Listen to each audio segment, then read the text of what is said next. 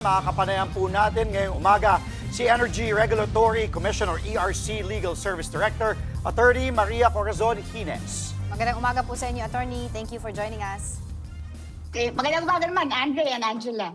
Okay, Attorney, marami po pa rin kasi mga consumer ang nagrereklamo po nga dito sa biglaang paglobo ng kanilang electric bill. Paano po ba matitiyak ng ERC na tama po yung singil ng distribution utilities na ito? Tungkol dyan sa mga pinapasa ng distribution utilities, kagaya ng Meralco, kung tama ba o mali ba, meron kami tinatawag na confirmation process. May verification kami ng over and under recoveries and ginagawa namin yon once every 3 years. Pero meron na rin naman silang mga submission sa amin. Kaya nakikita na rin namin agad-agad yung mga submissions nila at saka yung mga costs nila. Kaya nga ang nangyayari ngayon ay dahil masyadong mataas, yung mga ibang mga distribution utilities ay humihingi ng tingi-tingi din na payment sa kanilang mga suppliers. At ito'y pinagbibigyan naman namin. At yun ay isa sa mga nakakabawas doon sa mas pataas pa sanang singil. Doon sa generation charges ng mga distribution utilities. Opo. Attorney, kasi po ating mga kapatid, ating kababayan po, ay talagang nalilito na po dito sa mga bill na natatanggap po nila. Paano ba ito kukwentahin, etc. So paano po natin mariresolve itong mga complicated na pagkukwenta sa electric bill tulad na nga po ng mga iba't ibang charges? Ang una kasi natitingnan natin doon sa mga bill natin ay kung ano pa din yung mismo konsumo. Ikumpara natin kung ano yung kilowatt hour consumption nung yung mga nakaraang buwan at saka itong babayaran mo. Yun yung una. Pangalawa, ikumpara mo din yung rate for the month. So makikita din naman yan. Halos sama yan sa ano. Makikita, parang magkatabi lang yata dun sa bill yung dalawang amounts na yon. So makikita mo ano ba yung diferensya in terms of pesos per kilowatt hour noong nakarang buwan at saka yung total consumption mo naman sa mga nakaraang buwan. So makikita mo yon side by side. Ngayon, kung kunwari sobrang taas yung konsumo mo, yung kilowatt hour consumption mo doon sa mga nakaraang buwan, kung ilalagay mo sa isang listahan, kung makikita mo na meron kang tinatawag naming spike, yung sobrang taas, kasi meron naman talaga yung regular na na increase kaya mga 20 to 30% ng konsumo mo, regular yun. Kasi syempre, lalo na kung mainit ang panahon, natural na tumataas yun. Pero kung tama yun. Pero kung kunwari naman, ang konsumo mo, more than 60% na, 70% o 80%, o kung yung mga ibang nagre-reklamo sa amin, meron yung talagang more than 100%. Tignan natin yung metro. Kasi baka may sira na yung metro eh. Kasi importante na malaman din na dapat accurate yung metro natin. Kasi kung hindi accurate ang metro natin, hindi na niya yan nairerehistro ng tama yung konsumo. At Kaya yun at kinakalibrate din yan, di ba ma'am? Attorney, kinakalibrate din yan para talagang maging maayos yung metro. Nabanggit mo nga minsan, may mga ibang metro na nagloloko na o matagal na tapos hindi accurate yung kanilang pag-log doon. Tama yun. Meron kami, sineselyuhan namin, tinetest namin yan, sineselyuhan namin yan, at makikita yung selyo ng ERC sa likod. Kaya kung yung ating mga consumers, kung may sa mga makikinig, pakitignan po kung nandun pa ba yung selyo namin sa likod ng inyong mga metro. Kasi kung wala na yan, ipatest yun na kaagad at ipagbigay alam na doon sa Meralco na palitan na yan kasi baka hindi na yan accurate. Opo. Attorney Hines, saan po pwede magreklamo or dumirekta yung ating mga kapatid na consumer kung sa tingin nga nila ay hindi tama na yung singil sa kanilang konsumo ng kuryente? Kung may mga disputes yung ating mga consumer, pwede naman silang dumulong sa aming tanggapan. Mag-email lang sila sa amin sa consumer@erc.ph at yung cas@erc.ph. para makita namin kagad at maimbestigahan namin agad kung ano ba ang nagiging dahilan kung bakit ganun yung nagiging bill ng ating mga consumers. Attorney, isa rin po sa madalas na nirereklamo po ng mga consumer ay yung magulo daw pong computation ng kanilang electric bill. So paano po ba ito ginagawang mas malinaw at mas transparent ng ERC para po yung mga agam-agam na pagdududa po ng mga consumer nila doon sa kanilang bill ay masagot naman po? Ay, pinapatupad na talaga yung tinatawag naming unbundled rates, unbundled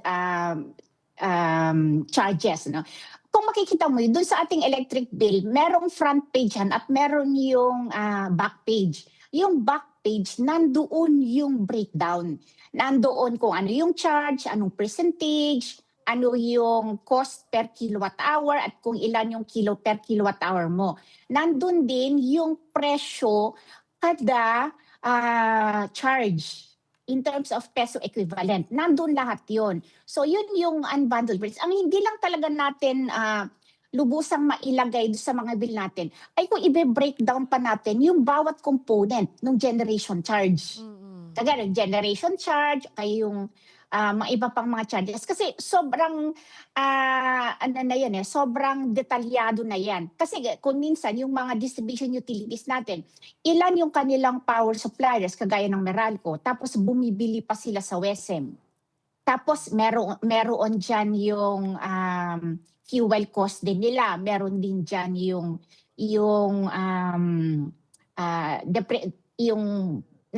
nagiging epekto nung pagbaba ng halaga ng ating piso kasi may epekto din yan doon sa generation kasi sa dollar sila sa dollar ang pambayad. Dollar kasi ang pambayad nila doon sa mga imported ng mga fuels nila.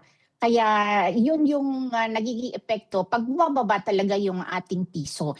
Kaya nga doon sa mekanismo ngayon ng ERCI, ito kino-confirm namin. Yun yung mga sinasabi, yung mga detalye na yun. Hindi nga lang na ilalagay ng ganun kadetalyado doon sa bill natin. Pero sinabi naman ng batas, ilagay bawat charge at kanino napupunta, magkano, kaya yun yung ginawa natin. At yun naman ay nakapanood na sa mga bills ng ating mga distribution utilities. Attorney, pinalawig ng ERC hanggang Oktubre for the next 3 months muli. In-extend yung no disconnection policy. Ito yung para hindi ka maputulan, preventing power companies from cutting off your power kapag unpaid bills during this period. Ano po yung naging batayan po ng desisyong ito? Ay, tama yun, no? Kagaya nung dating rason din namin yung ginamit namin na kadahilanan nung in-issue namin yan noong mga bandang last week of April yata nung inilabas namin. Tapos ang COVID period ay May, June, and July ay para makatulong talaga dito sa ating mga consumers din doon sa pagbabayad. Kasi nakikita nga namin na talagang sumisipa. Maski din naman kami sa komisyon, nagbabayad din kami ng aming mga kuryente. Masakit talaga sa bulsa.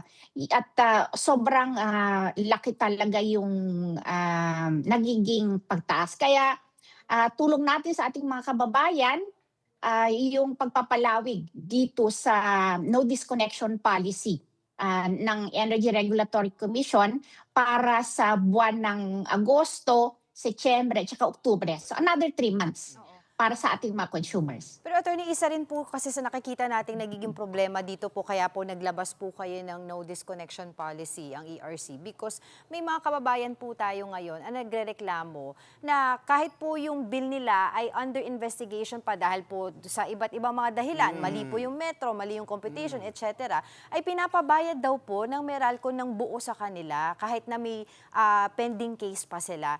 Ano po ba talaga yung dapat na gawin dito, attorney? Okay. Isa-isahin natin. Yung kung kunwari, yung iyong mga bills na hindi pa nabayaran ay na-issue noong Abril. Yung mga na-issue noong Abril, kung hindi mo pa nababayaran, talagang hindi talaga kasali dito sa no disconnection policy.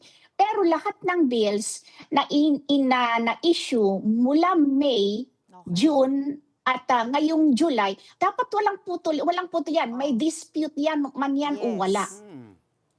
Okay. Kaya kung may mga ganong nagiging problema, idulog niyo sa amin para tingnan namin bakit naniningil yung Meralco, kasi wala naman kaming distinction doon sa mga pinapasuspend namin eh. Kaya titingnan natin ano yung sinisingil. At maski meron kaming no disconnection policy, ay bakit ito ay sinisingil pa rin ng mga distribution utilities. Aha. Alright, maraming salamat po sa inyong oras, Legal Service Director, Attorney Maria Corazon Jimenez. Mga kapatid, Andre Felix po, manatiling may alam pagdating sa mga mahalagang balita sa loob at labas ng bansa. Mag-follow at mag-subscribe na po sa social media pages ng News 5.